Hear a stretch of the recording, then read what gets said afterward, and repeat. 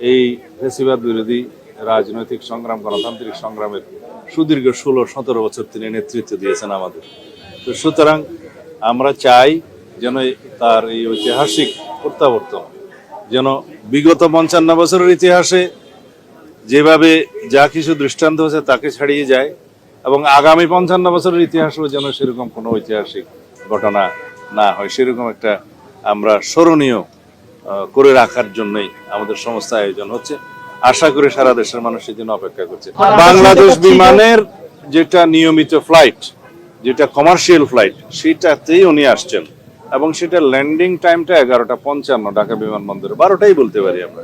সংবর্ধনা 300 ফিটে দেওয়া হবে এমন একটা নিউজ।